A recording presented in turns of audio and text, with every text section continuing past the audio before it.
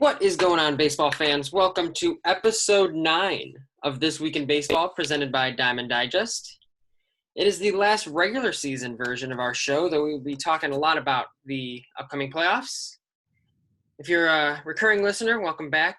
And if you're a new listener, I'm glad you're here, listening with us, talking with us, listening to us talk at least, and talking about the weekend recap and the playoffs to come. So I'm joined by two familiar faces in Callie Tsai and Ruhde, and a Diamond Digest familiar face, however, not one that's been on This Week in Baseball before, Jonathan Roy. J. Roy, how we doing tonight?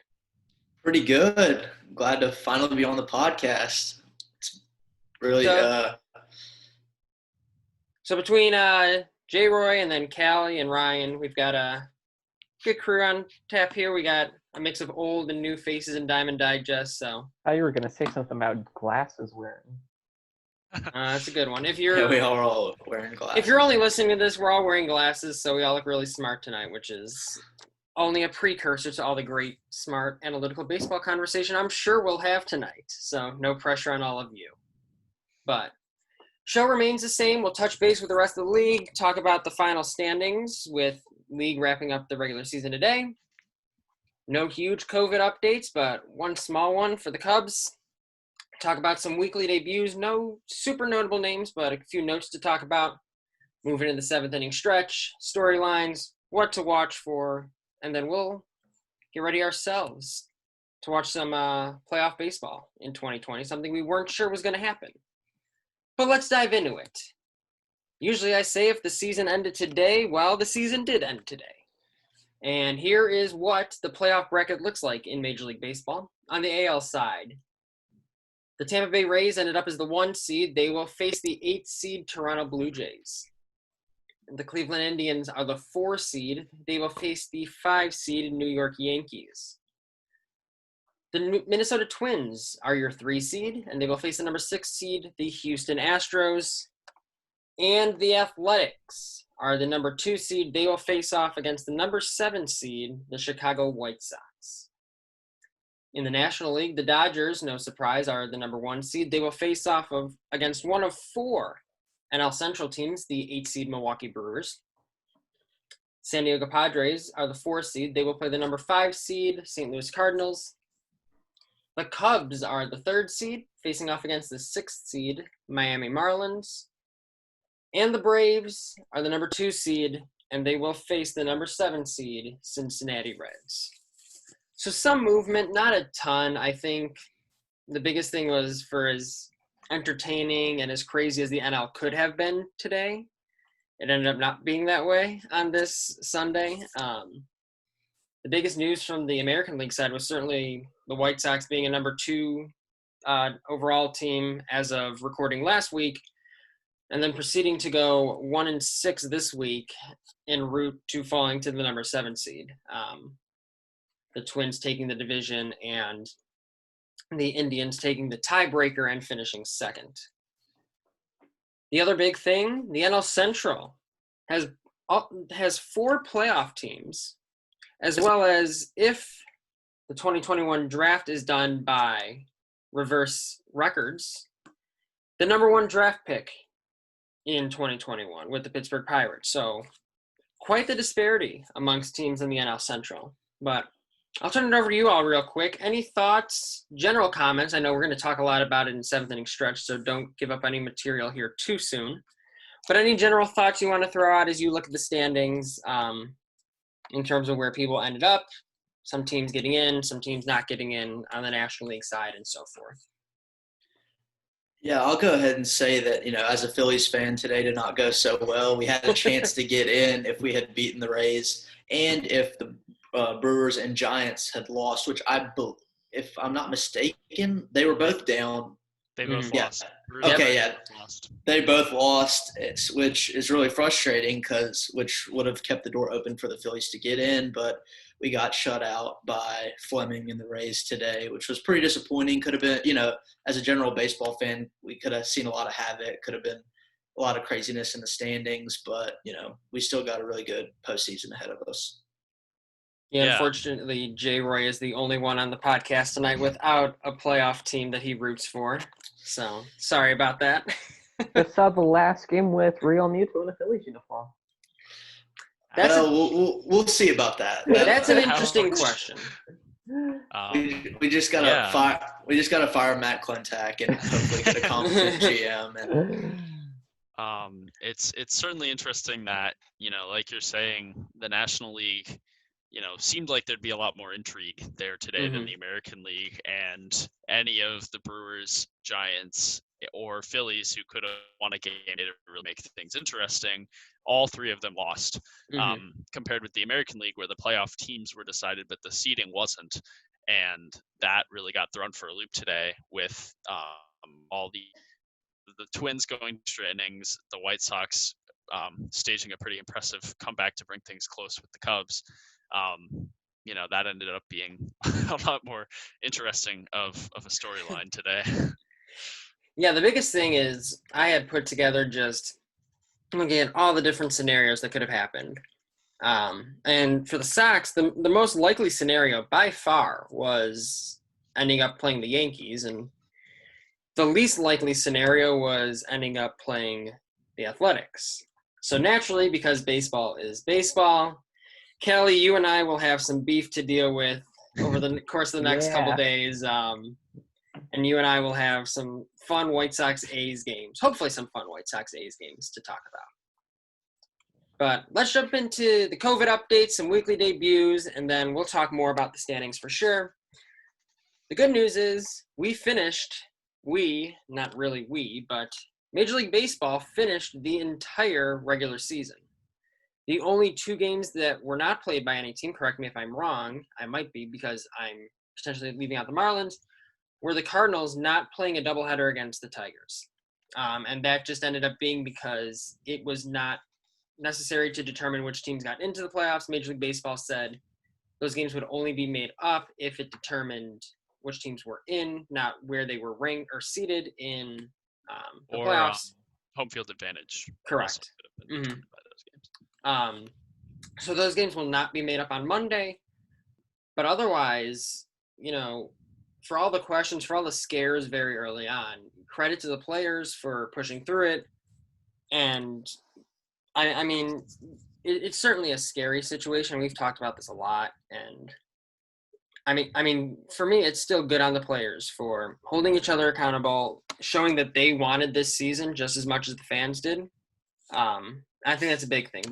Another fun storyline, congratulations to the Cubs, I guess, who are the only team without a positive COVID test on the entire year, which not only speaks to, once again, the accountability of those players, but also there was certainly plenty of adverse situations, I guess, where every team had at least one case come up and still being able to push through it and get to the end of the regular season and into the postseason, where we've talked about now they have the playoff bubble after these wild card rounds. It was certainly a positive sign to see that.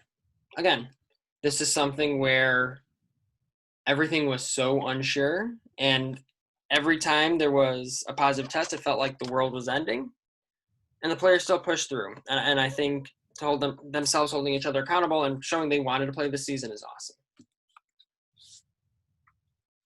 As we move into the weekly debuts, obviously, as we come to the last week of the regular season, nothing too notable in terms of high-profile names or any early draft picks making their debuts.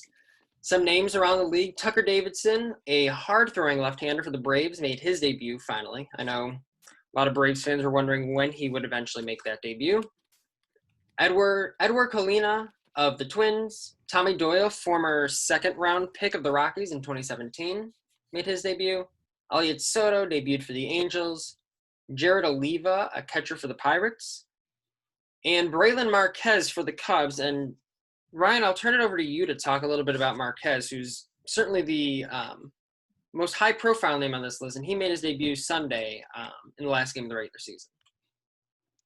Yeah.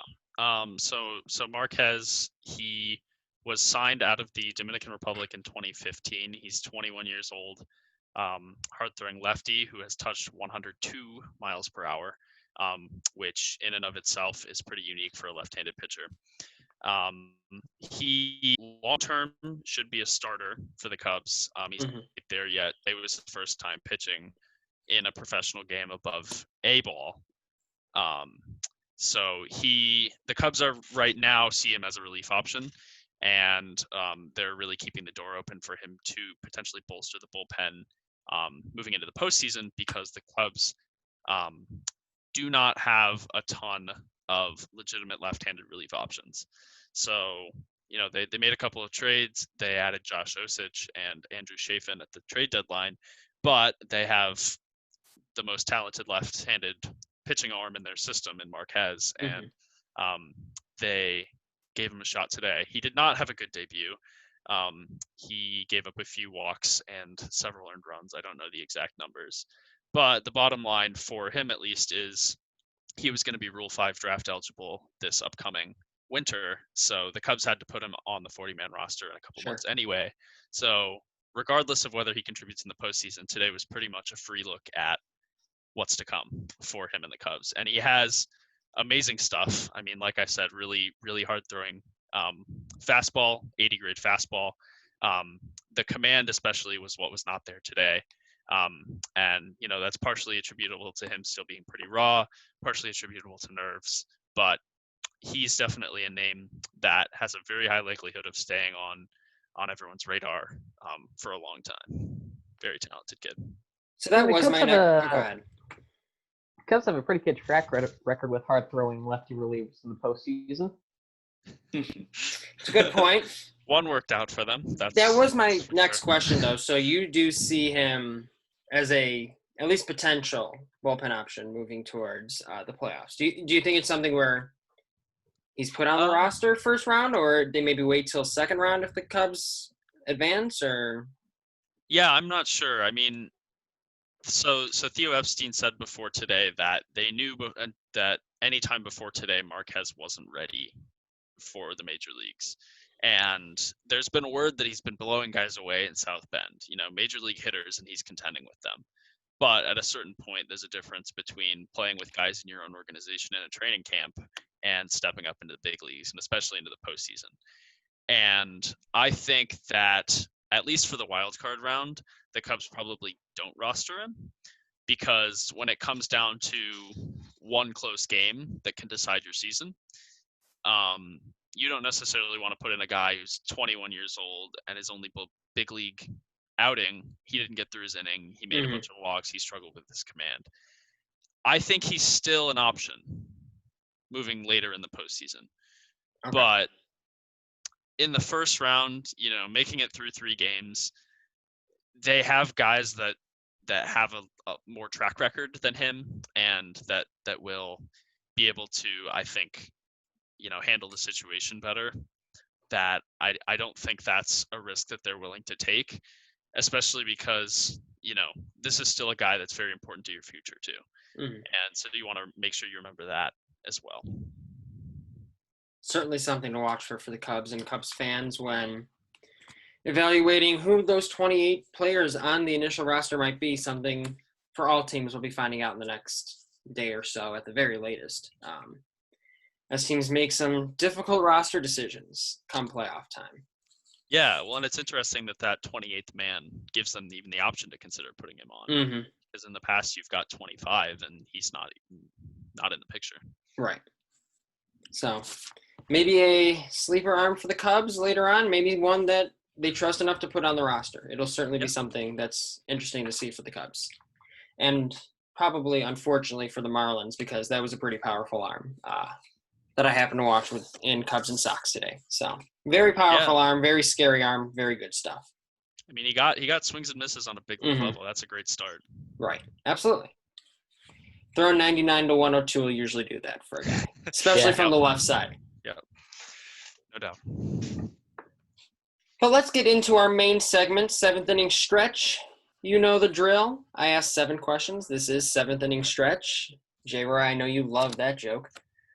I'll award points for the best arguments. Points are completely arbitrary, and I still haven't figured out a good system. At least I admit it's completely arbitrary, but you will each have a minute to give your argument for each question, and then we'll move on from there. Callie, I'm just going to be honest. Your Twitter has put you at a disadvantage tonight. Again, these are completely arbitrary and not fair in any way, and that's why I am okay justifying it. But let's move right into it with question 1. Today, the final standings and playoff picture were determined based on seeding and matchups. Who are the biggest winners and losers heading into the playoffs? Ryan, we will start with you today. Okay. Winners, I say Rays, Dodgers, and Reds. The Rays, if there's one part of their lineup you could point to and say it's not great, it's their lineup, their hitting, and they match up against one of the worst pitching teams in the Blue Jays. The Dodgers obviously are a powerhouse. They have the best pitching staff at controlling hard contact, and the Brewers lineup is not great. So I don't see the Brewers being able to get many runs. And the Reds have a great pitching staff that will match up well with Atlanta's strong lineup.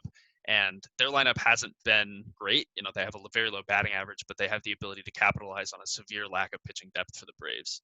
Losers, I say Astros, Yankees, and Cardinals. Astros run into the Twins, who at full health are one of the best teams in baseball. The Yankees could have drawn a lot better than Cleveland, who has very, very good pitching. Yeah. And the Cardinals run into a Padres team that's been hot all year and to me looks better on paper all around. Callie, you're on the clock. I think the obvious winner has to be the Marlins just for being here.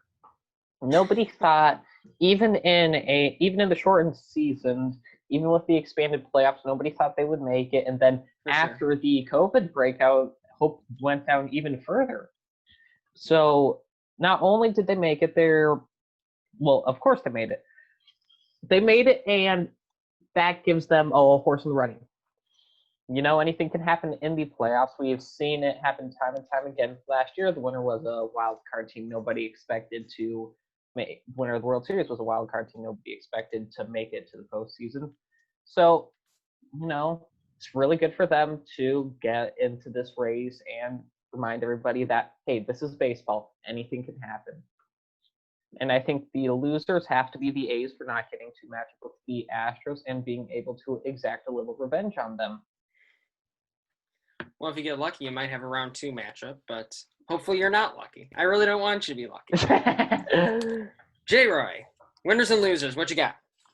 Okay, well, I think the biggest winners are probably the Reds. I just think with their 3 starting pitchers at the top of their rotation, they match up really, really well with the Braves. The Braves have an incredibly explosive lineup, but I'd be a little bit worried if I were the Braves, especially like Ruhde said with their lack of pitching depth. I could absolutely see that 7-seed over 2-seed upset. I'll say some other winners are the Rays. Exactly. I think that them getting the 1 seed was huge. I don't think that the Blue Jays are a super strong team, especially in comparison to the Rays. I think that should be, like we said, playoffs are pretty volatile, but I definitely think that should be a good series for the Rays. Losers, I kind of want to say the Yankees here. I don't know. I'm kind of feeling the mojo with Cleveland a little bit, and especially, the Indians have the hottest pitcher in the world right now, going game 1 for them. Granted, the Yankees will be throwing Garrett Cole, but I think that even though the Indians have the higher seed, I think most of us see the Yankees as the favorites there. But I think they should definitely be careful because the Indians have a very strong team. I'll give the point to the rookie, the newbie on the show. Give him a nice early lead to work with. But I do agree. I do agree with the Indians, the Yankees being a loser because of the Indians. I think whoever ended up drawing Cleveland was going to be at a severe disadvantage in a 3-game set. That's a team that they could run out anyone they want to from the bullpen, and it would be a struggle for most teams to deal with them. Exactly. Yeah. And they get to pull McKenzie out of the bullpen too. Yeah, that's the thing. McKenzie coming out of the bullpen. Once they did that against the White Sox last week, I'm like, this team is going to be a problem for somebody. And I'm sitting there, I'm just hoping it's not the White Sox. So I certainly thought whoever would end up against Cleveland would probably be the biggest loser. Not necessarily the Yankees. Whether or not they're going to struggle is one thing because of the Yankees, but certainly that's one of the more intriguing matchups. Mm-hmm. Question 2. We will be putting out our final power rankings on the website Monday. So first of all, make sure to take a look at those. Those are a combination of all of our writers' thoughts on rankings heading into the playoffs, as well as just even those who didn't make the playoffs. How did they end up in our rankings? But what I want to know from all of you is I want to know your top 5 teams, and I want you to justify the first overall pick. Callie, we'll start with you. I mean, I went with the Dodgers because they just have no weakness. They have great hitting. They have great defense. They have great pitching, both starting-wise and in the bullpen. You can't look at the Dodgers and say, okay, this is what we're going to take advantage of, because Walker Buehler, Clayton Kershaw, 2 great pitchers that in the shortened series, in the 3-game series, you're going to have trouble with. The bullpen is great. You have Bruiser, you have Gratterall throwing 100. You have Blake Trinan, who's having a resurgent year. You, of course, still have Kenley Jansen, who's doing better and better. They just have nothing you can try and exploit to take advantage of. Ryan, what you got? Top 5. First, Dodgers. Second, Rays. Third, Twins. Fourth, Yankees. And fifth, I have the Padres.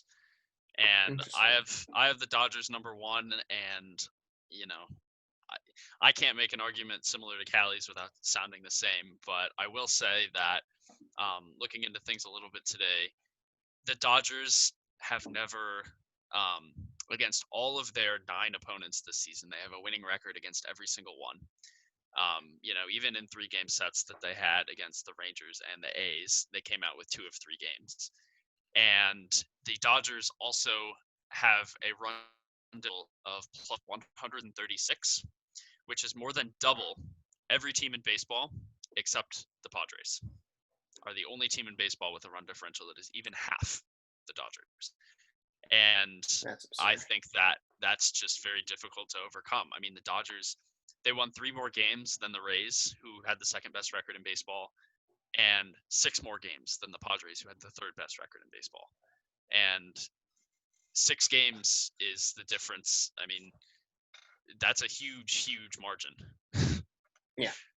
A difference of 6 games would have got a difference of 6 games would have got the Red Sox into the playoffs. Right. That's 1/10 of the year, and the Dodgers are that much better. For sure. J. Roy, top 5, and then if your number 1 is the Dodgers, I want you to justify your second pick. Okay. So yeah, my top 5 is Dodgers, Rays at 2, Padres at 3, Yankees at 4, and for the 5th spot, I was debating between Twins and Braves, which is a little bit out there, but I ended up going with the Twins just because I trust them a little bit more. Obviously, I wanted to kind of be contrarian and think of a reason I wouldn't say the Dodgers, but they're just the obvious choice at that spot. Good luck to the Brewers. They'll be throwing Walker, Clayton Kershaw game 1 and 2 against them. Yeah, like you said, I have the Rays at 2. I almost wanted to put the Padres in this spot, but the Rays, they've still got Blake Snell, they've still got Glasnow, they've still got Charlie Morton, and they've got one of the best managers in the league. I really think that they can make a deep playoff run. Like I mentioned earlier, I think they match up very favorably with the Blue Jays in round 1, and so yeah, I have Rays at number 2. I'll give Ryan the point because I like the run differential statistic. Again, This is totally arbitrary, but I think that just shows their dominance. Just the complete, absurd, just tearing through, and both the NL West and the AL West aren't exactly walks in the park. I think they're that dominant. Yeah, I think they had a 116 win pace. Mm-hmm. Through.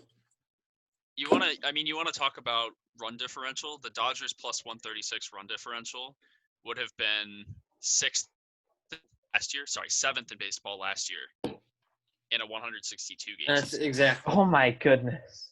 So their dominance is gonna put them in in the World Series in a lot of people's brackets. Yeah, so. and J-Ray, I think it's interesting that you're talking about considering the Padres for a second. Yeah. I actually moved them down. Because if I'm not mistaken, they just suffered injuries to both Mike Clevenger and Denelson Lamet. Mm-hmm. And that loss to two of your very good starting pitchers is a pretty big shot right before the playoffs. I don't think they're expected to miss any time, though, which is why I have them still second in the standings. Yeah, it was just a minor bicep injury for Clevenger, I believe. Might be mixing up Clevenger and Lamet's injury. It was actually biceps tightness for both Clevenger and Lamet, and I think Tingler said they both should be ready to go for round one. So that is definitely something I considered, Ryan. But if they're full health, I'm all with you. They are potentially even second best team in baseball. They do have the second best run differential in the season. Mm-hmm. Two huge teams like that coming out of the NL West is scary.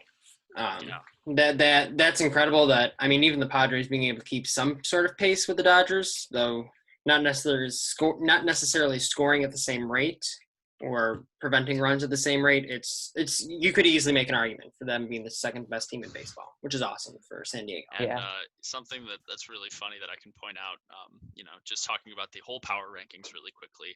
A lot of people thought the Padres and the Diamondbacks would be contending directly for that second NL West spot to the playoffs, ticket straight up. We had them pretty much middle of our power rankings preseason. Diamondbacks 16th, Padres 19th. And the Padres have made the biggest jump, and the Diamondbacks have suffered one of the biggest falls. The Padres ended up third, and the Diamondbacks ended up 27th in our final power rankings. It's actually a good point and something to look out for when we put them out. You're all listening to this Monday, so when we put them out today. Biggest risers and fallers. Exactly, the biggest risers and fallers. See where teams ended up. White Sox should be up there as well for the biggest risers. The Sox they're interesting because I would probably assume they were in the middle of the pack heading into the year. That's where I have them. They power rankings, they were 15th. Okay. So, that would make sense. I wouldn't put them very high early on. I think they themselves fluctuated enough throughout the year that I can understand if you were to look at power rankings through the whole year, the fluctuation with them, certainly. What was surprising was that their big off-season acquisitions didn't help much. I know Edwin Encarnacion didn't do that much. Mm-hmm. And I'm pretty sure that Grandal wasn't their best producing catcher. It was James McCann. Well, James McCann, the story there, McCann was better in limited time. I think he's one of those players that he's going to earn himself a starting job next year somewhere. But I think if you expose him over a longer period of time, I could be completely wrong, he'll struggle. He's that type of player. You kind of saw it last year. He got off to the hot start in 2019, was not the same player in the second half of the year, and now you're seeing certainly a different player than the player he was in Detroit, don't get me wrong. I'll be curious to see, because I know he's going to play himself out of a bench position in Chicago. I'll be curious to see how his 2021 goes. But certainly make sure to look out for those power rankings as you're browsing our site today. Certainly our crew and Ryan spent a lot of time putting those together, so make sure to give them a look, see if you agree, disagree. Fun conversation is always to be had on power rankings. Question 3. By standard Major League Baseball draft rules, the Pirates would have the first overall pick in the 2021 MLB draft with headliners such as Jack Leiter and Kumar Rocker. Now, it's strongly being considered, according to Jeff Passan, that this will remain the same for 2021, meaning reverse order in the standings. We'll still determine draft order despite only playing 60 games. My question to you is this: should the draft order rules remain the same? If not, propose what you believe the solution should be. J. Roy, we'll start with you. You're on the clock. Okay, yeah, I definitely agree with them keeping the reverse record order. I even throughout a 162 game season, I still think Pirates would have been close to the bottom. And even though the prospect of Kumar Rocker or Jack Leiter on the Pirates kind of makes me sick, but I think the system right now is fine. Unless Friedman and the rest of the MLB could think of a better solution, I'm definitely comfortable with them leaving it the way it is. Callie? Why shouldn't they change it? Players still developed in 2020. Teams still improved. You still saw rookies being called up. It's not like 2020 was the same as 2019. Of course, teams changed, teams improved, teams regressed. There's no reason that there should be any change other than what it currently is. Ryan, is it going to be 3 for 3? It is going to be 3 for 3. I agree that it should have stayed with standings determining the draft order. And I think the only other alternative that MLB should have considered was potentially a shift to a lottery. And I know that's been discussed for baseball before. Mm-hmm. But ultimately, for the vast majority of teams, I don't know that you can look at a team and say that the shortened season changed their approach to building their roster. Most teams had their roster built before the season. And we thought that some teams might not be as aggressive at the trade deadline. That was certainly not the case. Teams went for it at the deadline. Teams went for it this year. And I don't know that there was necessarily teams that were really trying to win or to lose for draft value this year. And so I don't think there's any reason to change the format, because that just unnecessarily makes things more confusing, and there's not really much to be gained by changing it.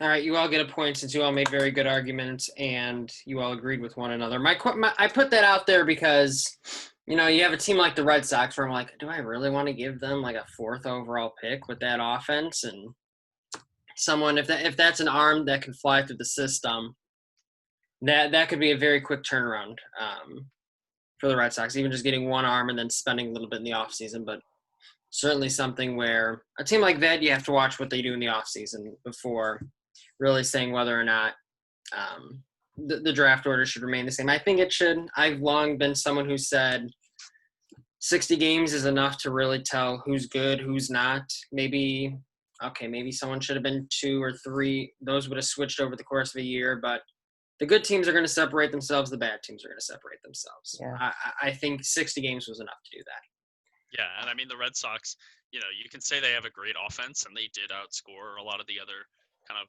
bottom feeder teams, you might say, but they also have legitimately really bad pitching. Yeah, pitching has been brutal.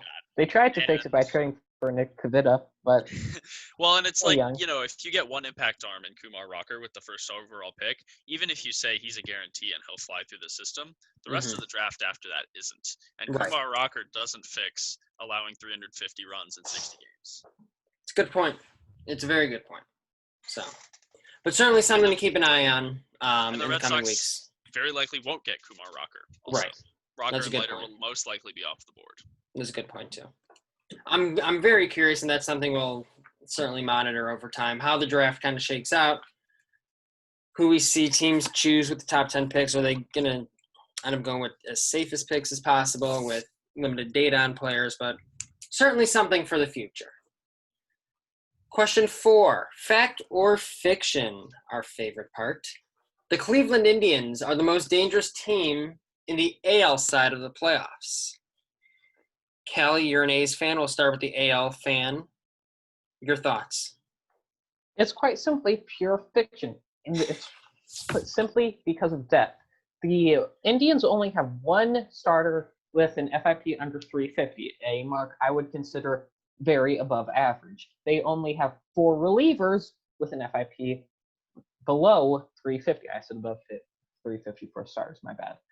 They only have 2 hitters with a WRC plus of 110 or greater. That's horrible. That's atrocious.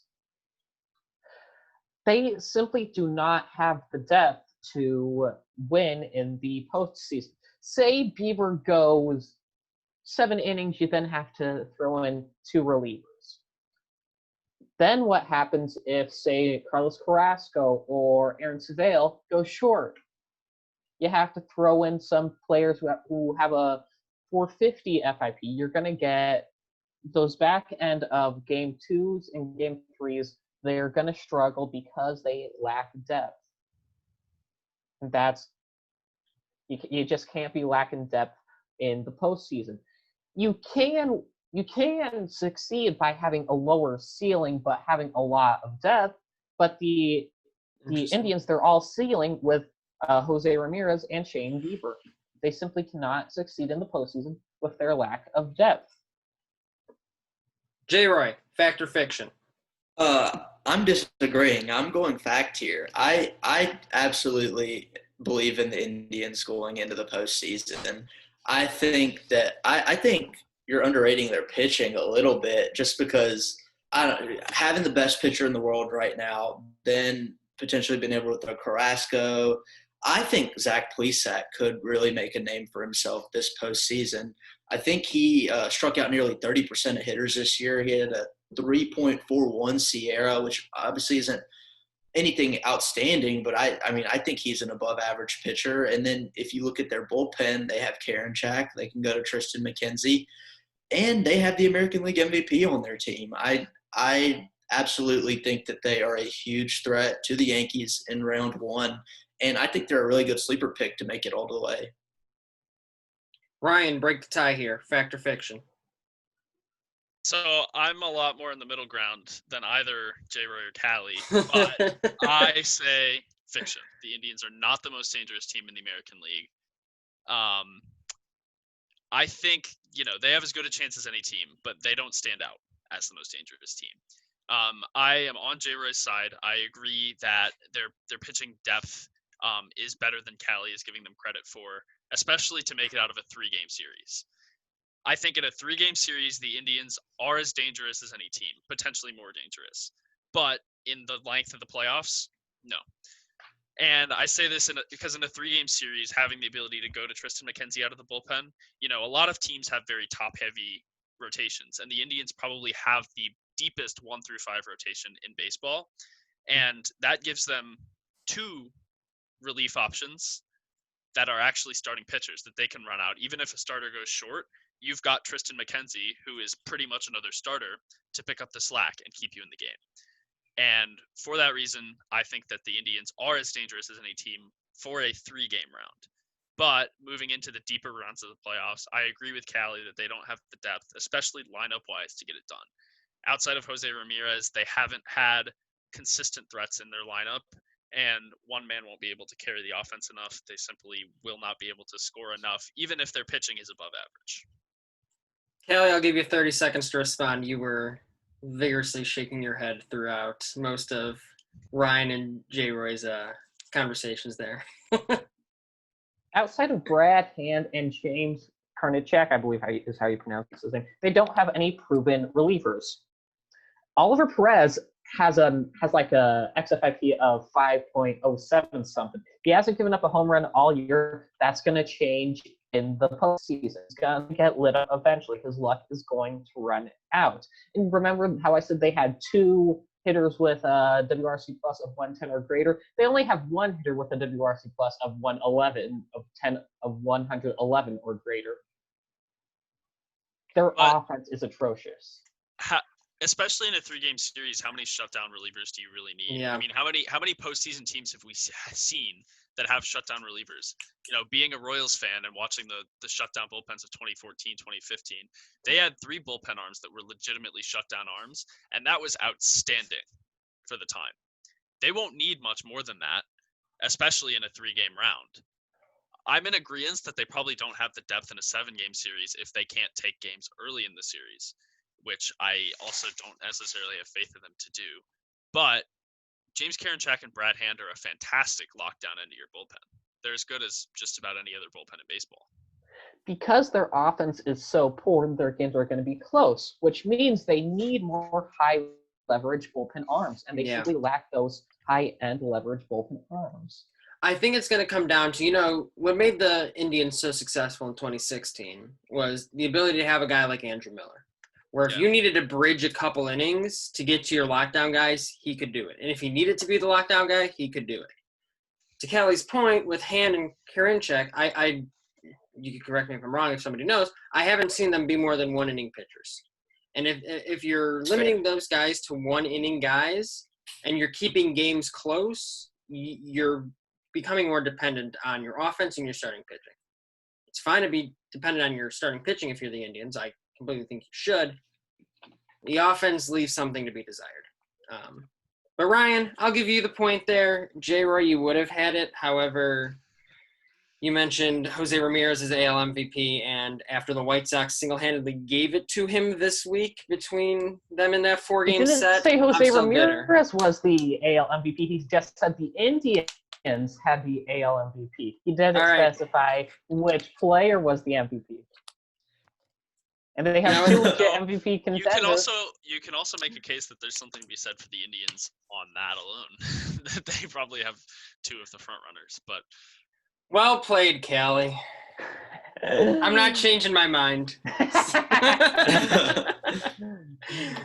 Question 5. Last week, DJ LeMahieu and Cole Calhoun won Player of the Week honors. Who are your front runners to be the final winners of the honors this year? Now, let me look back really quick at last week.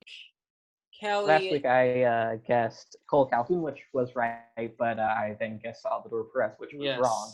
You were 1 for 2, so I can't retroactively give you a point because Matthew Penn actually had both correct. So we'll see how you do this week. J-Roy, we'll start with you, though. Give me your AL and NL Player of the Week frontrunners. Okay, so for the NL, I'm going to go with Brian Hayes, who has been on an absolute tear. I think earlier today he was finishing up a 9-for-9 stretch. And now that the season's over, he ended the season with a 196 weighted runs created plus, which is absolutely absurd. And, he is making the National League Rookie of the Year race really interesting. He only had 55 plate appearances this season, so I don't think he'll win it, but he'll be eligible next year, and he might steal a couple votes this year. So, I'm definitely going with him. He's just been absolutely absurd. And for the AL side of it, I will go with Adalberto Mondesi. Ryan, we were talking about this right before we went on, but this dude's been crazy lately. He also went 3 for 4 today, and kind of turning his season around a little bit. But not as I definitely think Hayes is more of a no-brainer. Callie, what you got? I'm going with Hayes' teammate Joe Musgrove. He made 2 starts. He didn't give up a run in any of them, and he struck out 21 batters, which is insane. And then in the AL, I just don't know, man. I just don't know. I'm going with Miguel Cabrera. He had a fire lit under him, and I like to think it was because of what I said last week about him retiring and becoming manager. He proved he still has some tread left on his tires. He hit 4 home runs and batted and had a 370 batting average. So I'm going to go with him. All right, Ryan, what you got? Well, in the AL, I am going to stick with my guy and say Adalberto Mondesi. No surprises. By Fangraphs, wins above replacement was worth a full win over the course of the past week. Batting average of close to 600, slugging percentage over 1,000. I think it's hard to match up with that. He tied a Royals franchise record for most consecutive plate appearances reaching base, which if I told you that in the middle of August, you would have slapped me. And for the National League, I'm going to go with Marcell Ozuna because I think there's something to be said for Ozuna performing as he did. He pretty much matched Hayes, if not exceeded him slightly in production over the course of the week. Hit 2 home runs, had 7 RBIs, which there's certainly something to say for that as well, compared to Hayes' 2, for an award like Player of the Week. I think that is something that can be considered. Ozuna's been a very important piece of a Braves offense that's really chugging right now. All right, we've got some disparity amongst the group here. So this will be fun to figure out once they announce the honors in the next couple days. And then maybe I'll retroactively award some points that mean absolutely nothing, but mean something in my head. Question 6. Obviously, we have reached the end of the 2020 season. So I want to hear just a list of your award winners for MVP, Cy Young, Rookie of the Year, Manager of the Year in both leagues. And then I want you to defend which one of those you feel strongest about. Maybe it's an outsider pick that you feel that maybe it's not technically what most people would consider the front runner, but you're pretty high on this pick. So either that or just, hey, I think this is a lock and this is why. So I'll start with you, Ryan. What you got? Okay. AL MVP, Jose Ramirez. NL MVP, Freddie Freeman. AL Cy Young winner, Shane Bieber. NL Cy Young winner, Yu Darvish. AL Rookie of the Year, Kyle Lewis. NL Rookie of the Year, Devin Williams. AL Manager of the Year, Kevin Cash. And NL Manager of the Year, Don Mattingly. I'm going to defend two of my picks because I think there's two that probably got a reaction not only from who I'm recording with right now, but you listening potentially. First is Yu Darvish, which you're probably saying, I'm a crazy Cubs fan who's leaning a little bit in his favor in what's a pretty wide open race. But I think that outside of his first start, Darvish was solid the entire way for the Cubs. And that was really, really important to keeping the team moving through the middle of the year when they were really in a threat of things going downhill, losing control of the division, control of their grasp on a playoff spot. And it was super, super valuable that every time Darvish went out, you knew you were in the game. And, obviously you can say the same thing for guys like Trevor Bauer. And honestly, I can't say that Darvish necessarily deserves it any more than Bauer. Bauer is a very deserving choice. But there's something to be said for Darvish having more innings pitched and a higher FWAR than Bauer. I don't know if voters will necessarily look at that, but I think that Darvish is as good a pick as any, and it's also a great storyline after how he started with the Cubs. And Devin Williams, real quickly, I will also defend because he has had just an absurd season in relief. And I think that, like J-Roy was saying, Ke'Bryan Hayes has really opened up the race a little bit. It looked for a while like Jake Cronenworth was going to run away with the award. But I think that Ke'Bryan Hayes has opened it up a little bit. Devin Williams as a reliever has been worth as many wins above replacement as Cronenworth and as Hayes. And I think that in an open field, relievers will be inclined to vote for a reliever who's been as locked down as Devin Williams and probably has the best pitch in baseball with that changeup he throws. Callie, what you got? I was smiling at you, Ryan, because aside from AL Manager of the Year, we have the exact same picks. So I went with AL MVP of Bieber, NL MVP of Freeman, Cy Young of Bieber and Darvish, Rookie of the Year of Lewis and Williams, and Manager of the Year for Bob Melvin and Don Mattingly. So I'm going to defend Bieber winning MVP because we cannot have the last pitcher to win an MVP be a reliever. I love you, Dennis Eckersley. You're a reliever. In no universe are you the most valuable player in baseball.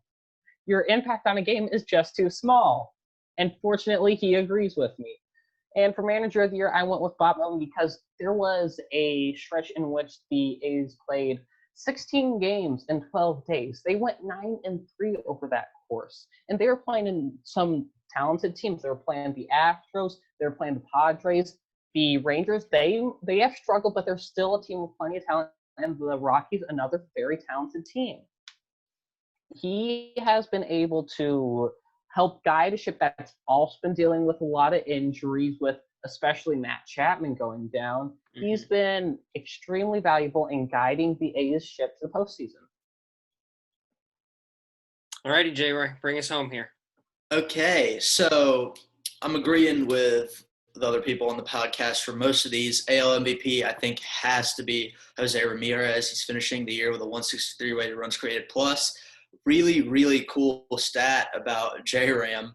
Last year, the entire season, which was 129 games for him, he accumulated 3.3 FWAR, and in just 57 games this year, he accumulated 3.2.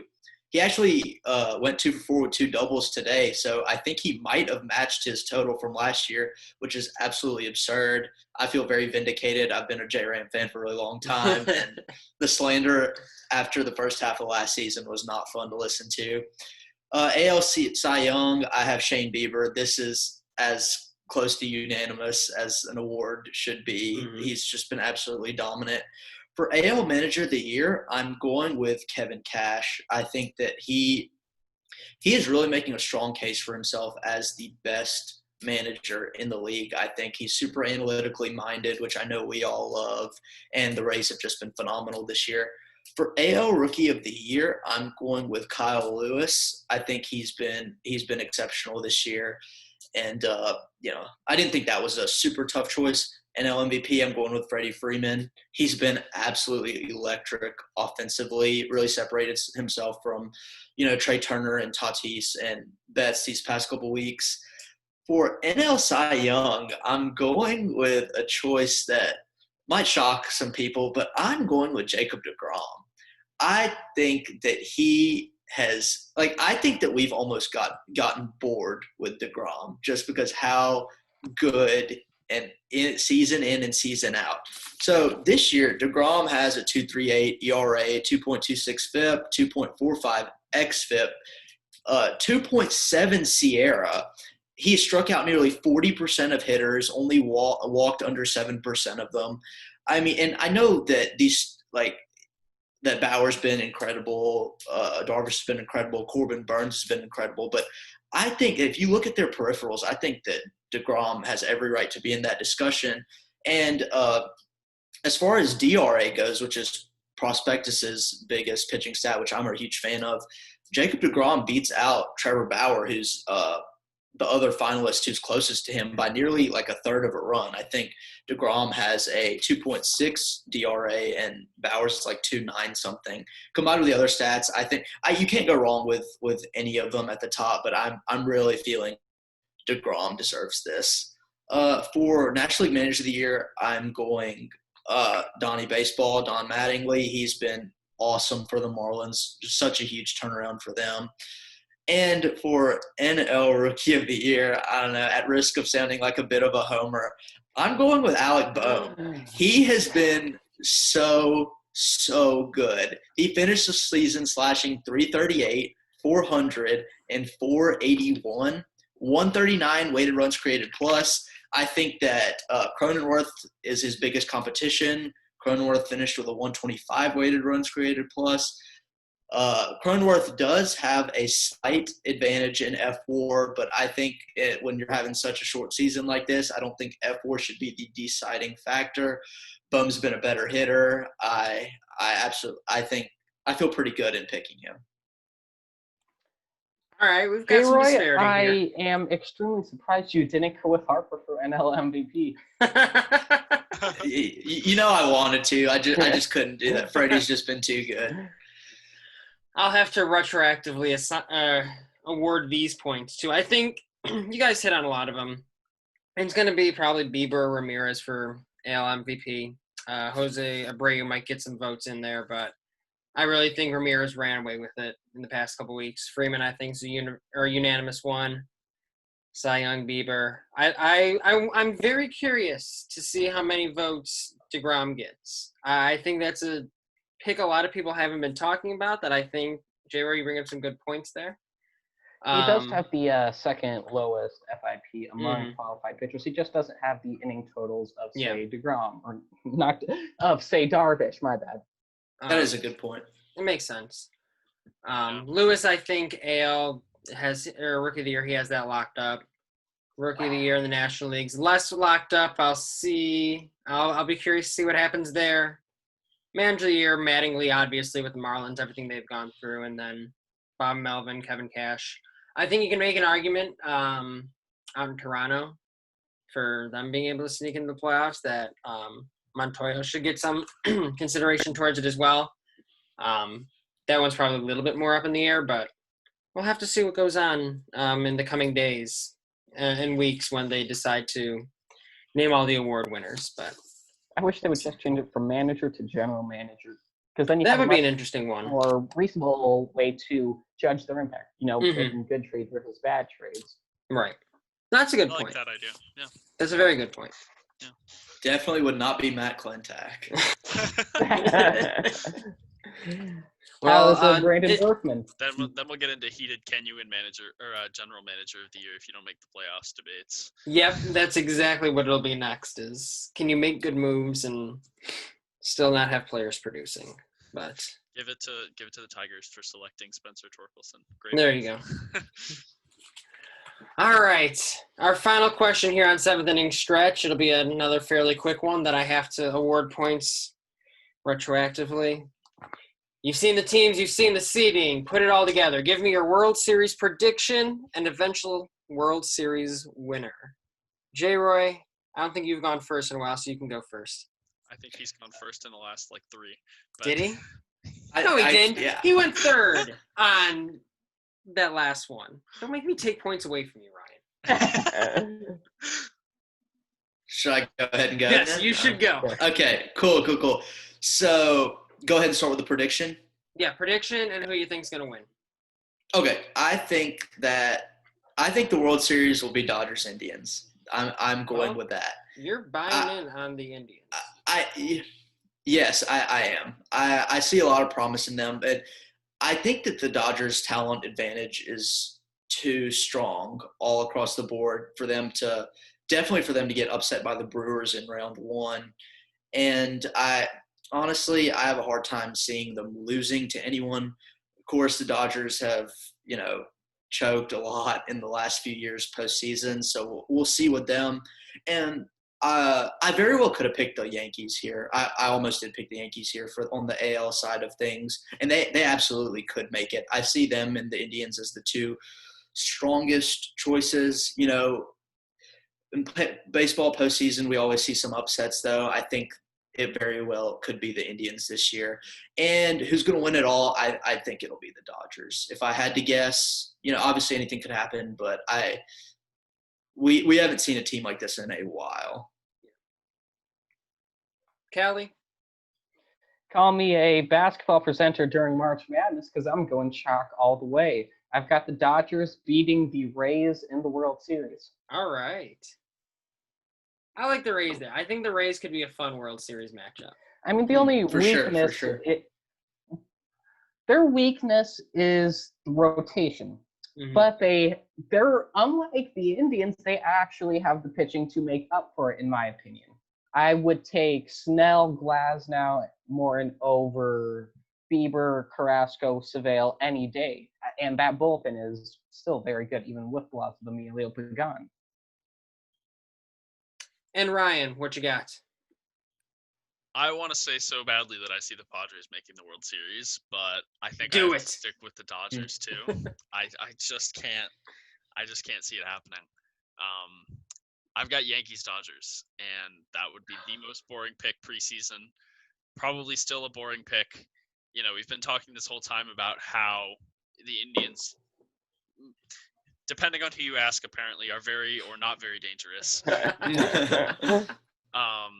But I see the Yankees coming out of that matchup on top. I think the Yankees, especially with how much they've been through injury-wise, given all the talent they have on that roster, if they're at full health, they are super, super good.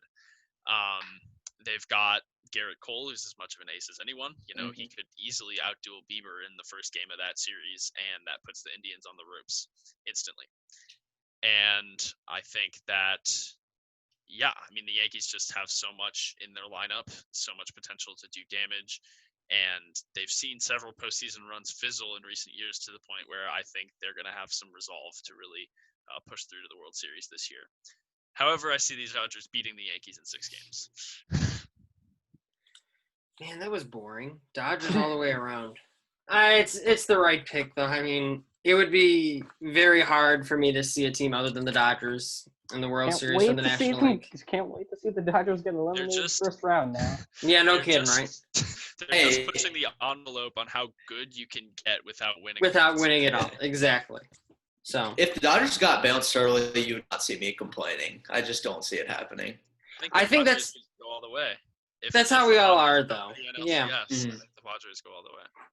That's how we all are, though. It's you predict all these, but at the end of the day, if it's a upset, I wouldn't be any sort of mad in any sort of world. So certainly these will be things to come back to. This week, go ahead. I would like to point out really quickly that I only got 1 point this entire session, and that was the point Laz gave to everybody. Does that show up well? It says biased. I can't see the ending. I was holding it upside down. Laz is biased, probably. Laz is biased. Probably. I'm not even going to deny it. When I say my pick for the World Series is going to be, White Sox Reds, I'm not even going to try. But you know what? If I saw a White Sox Reds World Series, that would be fun. Something fun. Is it probably going to be Dodgers and then, I don't know, the Rays or Yankees? Probably. Would I like it to be anything but? Absolutely. So I'm rooting for craziness, but I think the city of Chicago might implode with a Cubs White Sox World Series. That's the only World Series matchup I don't want to see. I will lose. Why not? Coward. I will lose my mind. I will lose friends. I will lose family. I will never go on social media ever again in my life. I will never recover. Especially if we see a World Series game like that, which just happened on Sunday. Yeah. If that happened in a World Series game. I would not. I do not have the mental strength to get through a Cubs Sox World Series. I hope I never see one in my lifetime. I genuinely believe that. I'm just Coward. I'm just avoiding siding too strongly with the Cubs in my predictions because I'm happy to see them in the playoffs after last year. That's valid. I'm curious to see on the White Sox side what a little bit of postseason experience does for them. Oh yeah.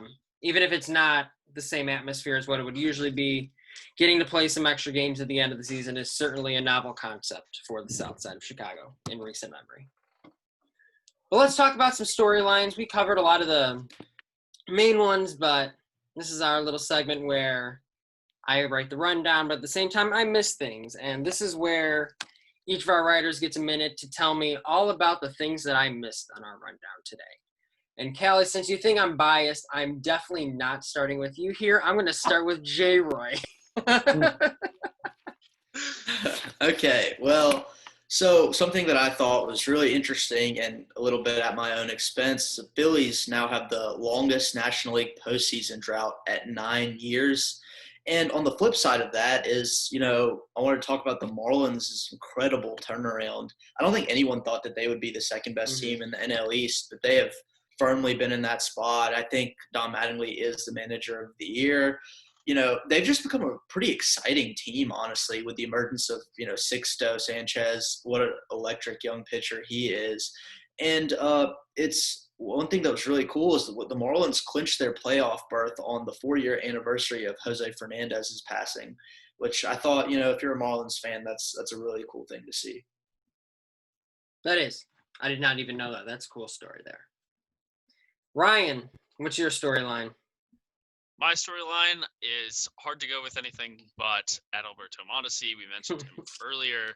He was probably baseball's worst hitter in the first month plus of the season. Through 37 games, I believe, a good 2/3 of the year, his OPS was .432, and he has now brought his season OPS to 700. That's impressive. In half of that much time. I mentioned he tied a Royals franchise record for most consecutive plate appearances, reaching base safely, which is also pretty out of character for him. But he was just hitting anything and everything this week. His defense came back. I mean, he just looked very, very lifeless early in the year. And all of a sudden, he was back, and maybe better than he's ever been. And it provided me certainly with a lot of hope that he could still be the player that a lot of Royals fans hope he might be in the near future. He also, I don't know if he ended up with a stolen base today, but coming into today, led Major League Baseball in stolen bases by 9. He has 24. The next closest has 15. So, he's definitely proving that he's still got the talent to hang at this level, which was a very big question mark early in the year. And it's pretty insane to see him go from probably a worst hitter in the league to top 5 in such a drastic shift. Yeah. No, that's certainly a welcome sign for Royals fans. I mean, you're looking at a team in the midst of a rebuild. You need any sort of confidence in these, especially these established guys moving forward. Oh, yeah. And he just turned 25. I mean, it's weird to say he's established and he's 25 years old, but that's certainly a good sign for the Royals moving forward.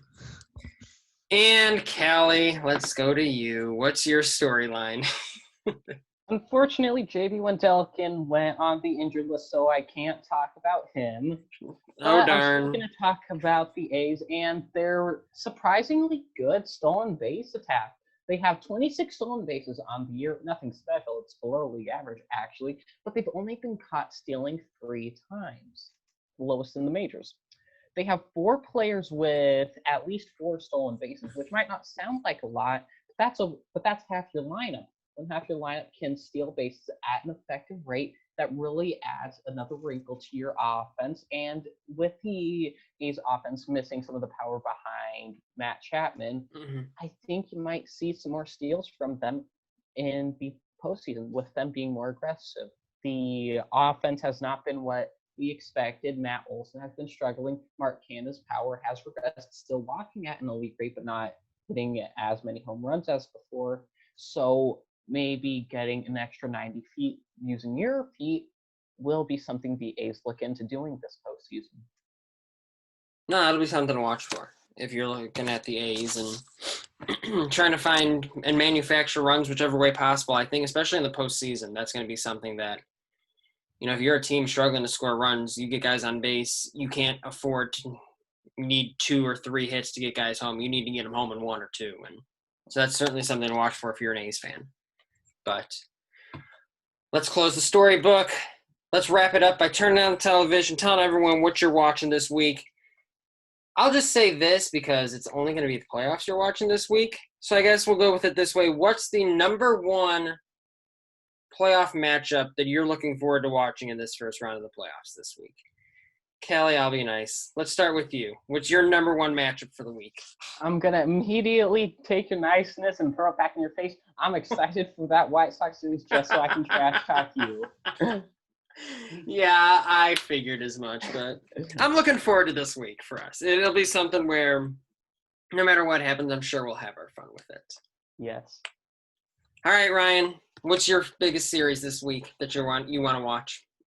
I think I'm split between 3 series that I think will be well contended, and we've talked enough about this Indians-Yankees series that the other 2 I'm between Cubs, Marlins, and Braves, Reds. I think that both of those series will be very interesting, and I think you've got 4 in all 4 of those teams. They're pretty volatile.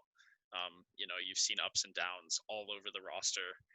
And, I would say if there's one series that might be interesting to watch, probably Braves Reds, because that'll be an offense heavy series for the very most likely. It'll be an offense heavy series. And yeah, I mean, they're 2 very good teams that both also have pretty apparent flaws. Yeah. And I think that'll be interesting. You may not be able to predict what happens there necessarily.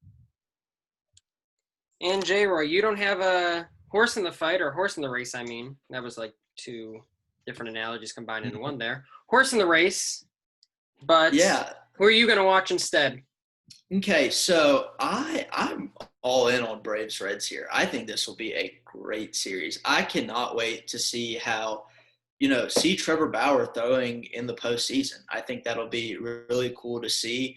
And then, after him, you've got to see Luis Castillo and Sonny Gray if you're on the Braves. At the same time, though, that Braves offense is awesome, though. So it'll be really interesting to see how the NL MVP, Freddie Freeman, carries into the postseason. Same thing with Ozuna, who's been on fire, and Ronald Acuna, who's one of the most exciting young players in the game. I think that series will be a ton of fun to watch. And obviously with the obvious choice, Yankees, Indians, watching Bieber and Cole throw against each other, I don't think we could ask for a better matchup as fans. Yeah. There's going to be some really good pitching matchups this first round, especially in a 3-game series like this. You're going to see some top names right away. And certainly it'll be something interesting as we fall into the next round with no off days, how teams decide to handle things.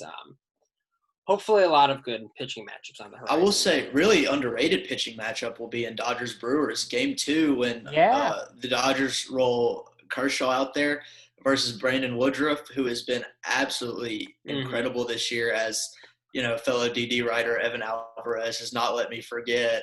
Woodruff's been so good these last 2 years. He's been turning himself into a dominant starting pitcher.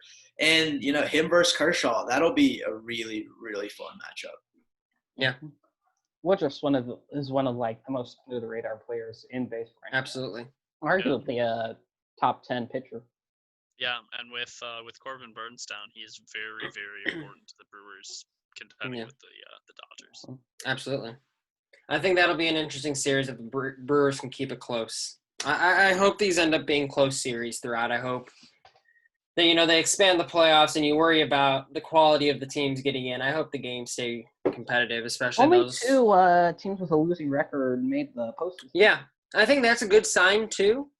That, maybe some of you're probably getting in more average teams once you get down to the 8th seed, but it's not exactly these are terrible teams making the playoffs, which hopefully keeps it competitive. And I mean, at that point, like we said before, anything can happen in a 3-game series.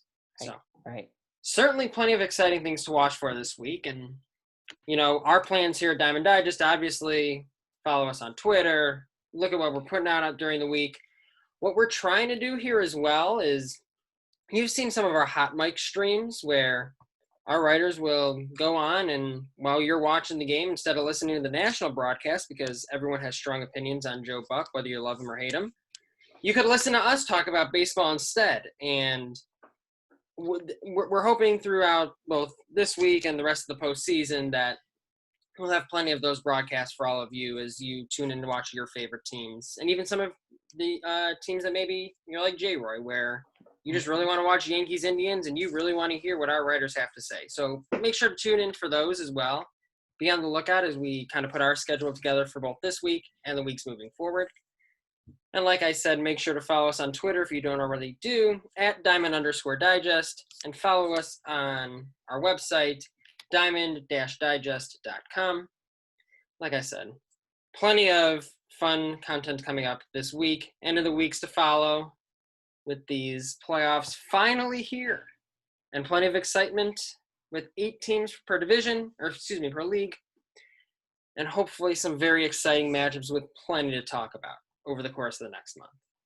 But that's going to do it for us tonight. For Ryan Ruhde, Jonathan Roy, and the always wonderful Callie Tsai, this is Jordan Lazowski signing off. Take care, everyone. We'll talk to you next week. And good luck to all of you who have teams in the playoffs, except for you A's fans, because go White Sox. We'll talk to y'all later. Thanks for listening.